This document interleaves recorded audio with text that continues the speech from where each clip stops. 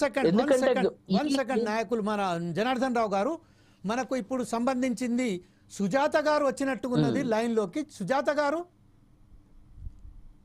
చెప్పండి సార్. సుజాత గారు, ఎస్, జనసేన నాయకురాలైనటువంటి సుజాత గారు కూడా లైన్లోకి వచ్చేసారు కాబట్టి మనకు ఇప్పుడు స్టూడియోలో మనకు జూమ్లో ఉన్నారు కాబట్టి ఆమెను కూడా మనం ఆహ్వానం పలుకుతున్నాము. ఇప్పుడు ప్రస్తుతం చెప్పండి మన జనార్దన్ రావు గారు, you can continue now. Yes, ఇప్పుడు ఒకటండి, ఇది మానవాళికి సంబంధించిన సమస్య ఒకటి. రెండవది సామాజిక సమస్య కూడా. ఎందుకంటే ఈ సంఖ్యను గనుక చూస్తే చాలా పెద్ద మొత్తంలో ఉందండి. ఇలా ఒక ఆంధ్రప్రదేశ్ కి సంబంధించింది కాదు ఈ అంశం. ఇవాళ 2 తెలుగు రాష్ట్రాల్లో గనుక చూస్తే సగటున సంవత్సరానికి 10,000 మంది మహిళలు మిస్ అవుతున్నారు వివిధ రకాలుగా.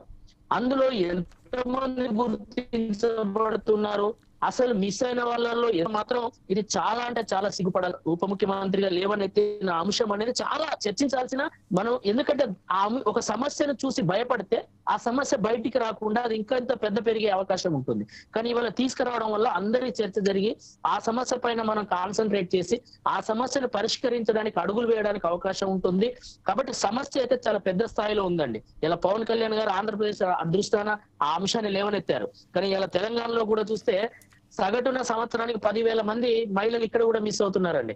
ఇందులో మరీ ముఖ్యంగా మహిళల సంఖ్య చూస్తే దాదాపు ఇందులో 75% మహిళలు ఉంటే 25% అండర్ 18 ఇయర్స్ ఏజ్ వాళ్ళు ఉన్నారు.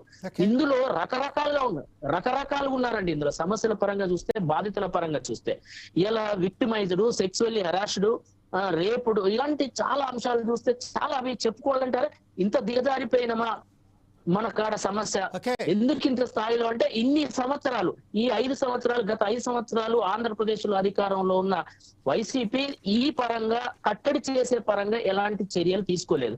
అందుకోసమే ఈనాడు ఇలా ఆ అంశాన్ని ఒక మంత్రిగా ఉప ముఖ్యమంత్రిగా పవన్ కళ్యాణ్ గారు లేవనెట్టాల్సిన అవసరం వచ్చింది. ఎందుకంటే ఇకనైనా ఈ స్థాయిలో జరుగుతుంది నేరాలు, మహిళల పట్ల ఈ ప్రమాదం మన సమాజంలో ఉంది. మహిళల పట్ల ఏదైతే మానవ జన్మకు మనిషి జన్మకు కారణమైన మహిళల పరంగా ఇలాంటి నేరాలు ఈ స్థాయిలో జరుగుతున్నాయి, మనం నియంత్రించాల్సిన బాధ్యత ఉన్నదని ఆయన ఆవేదన వెల్లబుచ్చారు. కాకపోతే ఏంటంటే సుజాత గారు మీరు చెప్పండి, ఇప్పుడు పవన్ కళ్యాణ్ గారు ఏదైతే